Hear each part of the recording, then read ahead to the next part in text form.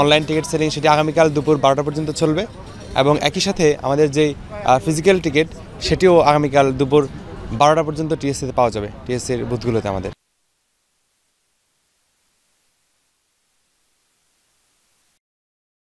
একদম শেষ মুহূর্তের প্রস্তুতি কি পর্যায়ে আছে?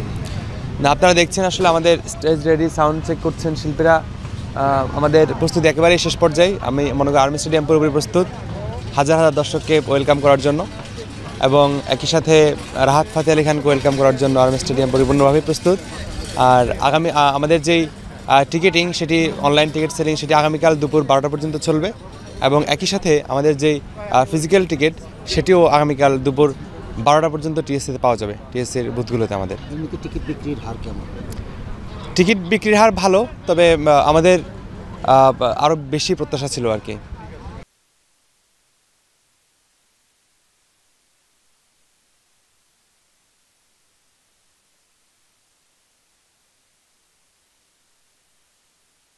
সব দিকে কালকে কনসার্ট কেমন হবে, কি মনে হচ্ছে?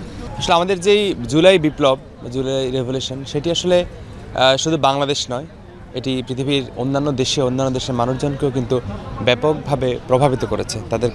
তারাও আসলে ধারণ করে। যারই একটি বইয়ের প্রকাশ হলো, রাহাত ফাতে আলী খানকে যখন অ্যাপ্রোচ করা হলো তখন তিনি কিন্তু অনেক আন্তর্জাতিক শো থাকে, তিনি কিন্তু সবগুলোতে তার একটা খুবই টাইট শিডিউল থাকে, আপনারা সবাই জানেন সেটি। তারপরেও তিনি আমাদেরকে খুব সময় দিয়েছেন এবং তিনি বিনা পারিশ্রমিকে তিনি প্রোগ্রামটি করছেন এটি। এবং একই সাথে এই পুরো প্রোগ্রামকে ঘিরে সকল পর্যায়ে সকল ধরনের মানুষ কিন্তু তাদের সহযোগিতা নিয়ে সামনে এগিয়ে আসছে।